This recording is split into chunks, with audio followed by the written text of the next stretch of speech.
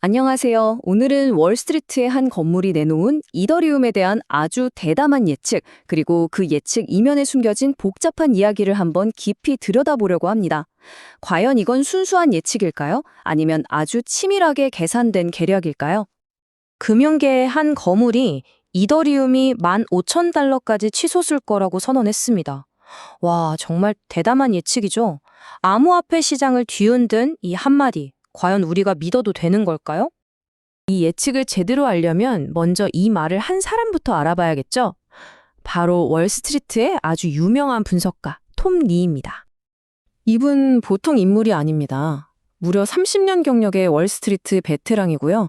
JP모건에서 수석 전략가까지 지낸 분이에요. CNBC 같은 주요 금융 채널에 정말 자주 나오죠. 그러니까 이 사람 말 한마디가 시장을 들었다 놨다 할 정도라는 겁니다. 한마디고 무시할 수 없는 인물이죠.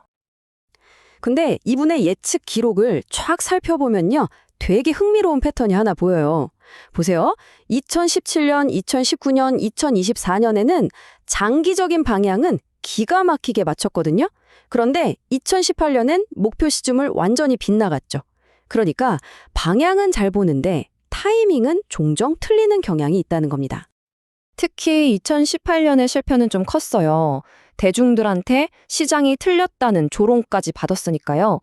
이 과거 기록이 우리한테 중요한 단서를 줍니다. 아, 이 사람은 엄청난 낙관론자구나. 그리고 그 예측은 현실보다 한 2, 3년은 앞서가는 경향이 있구나 하고요. 자, 바로 이런 배경을 머릿속에 딱 넣어두고 그의 최근 이더리움 예측을 한번 들어보시죠. 연말까지 이더리움이 10,000달러에서 15,000달러까지 간다. 어마어마하죠. 그런데요, 이 예측에는 우리가 알아야 할 또 다른 이야기가 숨어 있습니다. 그가 이렇게 엄청난 예측을 막 쏟아내기 시작했을 때 사실 무대 뒤에서는 전혀 다른 일이 벌어지고 있었어요. 바로 이겁니다. 그가 이더리움에 대한 긍정적인 전망을 막 내놓기 시작할 그 무렵에 비트마인이라는 회사의 이사회 의장으로 취임한 거죠. 그리고 바로 이 지점이 이번 이야기의 핵심입니다. 이게 바로 우리가 이해상충이라고 부르는 문제입니다. 생각해보세요. 자신의 공개적인 발언 하나하나가 자기가 의장으로 있는 회사의 주가에 직접적인 이익을 줄 수 있는 상황인 거예요. 이러면 그의 예측을 과연 순수하게 받아들일 수 있을까요? 어렵죠. 바로 이겁니다. 이 타임라인을 한번 보세요. 정말 기가 막힙니다. 6월 말에 의장으로 딱 임명되자마자 회사는 갑자기 이더리움 축적으로 전략을 확 바꾸고 수십억 달러를 긁어 모읍니다. 그리고 바로 그 뒤에 톰 리가 공개적으로 이더리움을 띄우기 시작하는 거죠. 이 순서? 우연일까요? 그의 발언 뒤에 숨은 동기에 대해 아주 심각한 의문을 제기할 수밖에 없는 대목입니다. 그리고 그냥 조금 산 게 아니에요. 무려 300만 개가 넘는 이더리움을 사들였습니다. 이로써 그의 회사는 순식간에 세계에서 이더리움을 가장 많이 가진 상장 기업이 되어버렸어요. 자, 이제 그의 예측이 그냥 순수한 분석으로만 들리시나요? 자, 그런데요, 톰 리의 이 이해상충 문제를 잠깐 옆으로 치워두고 자산 그 자체를 한번 객관적으로 볼 필요도 있습니다. 왜냐하면 그의 동기가 좀 의심스럽다고 해서 이더리움 자체의 가치까지 폄하할 수는 없는 거니까요. 과연 이더리움은 그 자체로 투자할 만한 가치가 있는 걸까요? 분명히 해둘 게 있습니다. 이더리움 성장에 대한 톰 리의 주장 자체는요, 꽤나 탄탄한 근거, 그러니까 펀더멘털에 기반하고 있어요. 탈중앙화 금융시장을 거의 지배하고 있고 기관 투자자들도 막 들어오고 있고 이더리움이 가진 강점은 정말 명확합니다. 이 차트를 보시면 이더리움의 힘이 그냥 한눈에 딱 들어오죠. 미래 금융의 핵심이라고 불리는 탈중앙화 금융, 즉 디파이 시장의 60% 이상을 장악하고 있다는 거. 이건 단순한 점유율 그 이상이에요. 사실상 이 블록체인 생태계의 중심축이라는 의미니까요. 하지만 그렇다고 해서 이더리움의 왕자가 영원할 거라는 보장은 없어요. 이 표를 한번 보세요.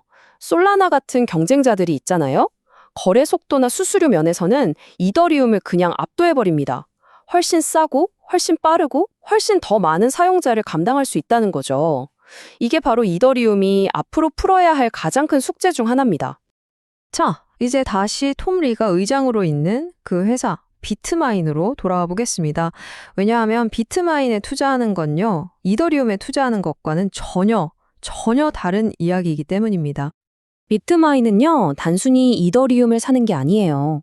이건 이더리움 가격 상승에 훨씬 더 큰 수익 또는 훨씬 더 큰 손실을 볼 수 있는 일종의 레버레지 투자 상품이라고 봐야 합니다. 근데 더 놀라운 게 뭔지 아세요? 130억 달러, 우리 돈으로 17조 원이 넘는 이 거대한 포트폴리오를 고작 7명의 직원이 관리한다는 점이에요. 와, 리스크가 정말 상당하겠죠? 그리고 이 그래프가 비트마인이 가진 핵심 리스크를 아주 적나라하게 보여줍니다. 자, 왼쪽을 보세요. 회사가 가진 이더리움의 총량은 폭발적으로 늘었죠. 그런데 오른쪽을 보면 주주 한 명 한 명에게 돌아가는 이더리움의 양은 거의 늘지 않았어요. 이게 무슨 뜻일까요? 회사가 돈을 모은다고 새로운 주식을 너무 많이 찍어내서 기존 주주들의 지분 가치가 계속 물에 희석되듯이 묽어지고 있다는 뜻입니다. 바로 이런 허점을 노리는 사람들이 있죠. 공매도 세력입니다. 주가 하락에 베팅하는 투자자들이요. 이들은 비트마인의 사업 모델, 그러니까 주식을 팔아서 자산을 사는 이 방식 자체가 지속 불가능하다. 결국 그 프리미엄은 꺼질 수밖에 없다고 날카롭게 경고하고 있는 겁니다. 자, 그럼 이제 최종 정리를 해볼 시간입니다. 톰리의 메시지와 그의 동기, 이 두 가지가 얽힌 이야기를 우리는 어떻게 종합해서 판단해야 할까요? 핵심은 이겁니다. 이 두 가지를 완전히 딱 잘라서 분리해서 생각해야 한다는 거예요. 이더리움 자체는 어떻습니까? 강력한 펀더멘털을 가진 꽤 괜찮은 장기 투자 자산으로 보입니다. 하지만 비트마인은요, 그 위에 올라탄 주주 희석이라는 아주 심각한 위험을 가진 고위험 투기 수단에 가깝다는 거죠. 결론적으로 여러분이 꼭 기억하셔야 할 건 이겁니다. 훌륭한 자산과 그 자산에 투자하는 위험한 방법은 전혀 다르다는 것. 이걸 반드시 구별해야 합니다. 이더리움의 미래를 믿는다고 해서 비트마인이라는 회사의 주식까지 긍정적으로 볼 이유는 전혀 없다는 거죠. 오늘의 이야기는 우리가 앞으로 어떤 투자 조언을 듣더라도 항상 던져봐야 할 마지막 질문 하나를 남깁니다. 조언을 하는 그 전문가가 자신의 조언으로 직접적인 이익을 얻는 위치에 있다면 우리는 과연 어디까지를 진짜 정보, 즉 신호로 받아들이고 또 어디부터를 소음으로 걸러내야 할까요? 항상 그 사람의 동기를 살펴보시기 바랍니다.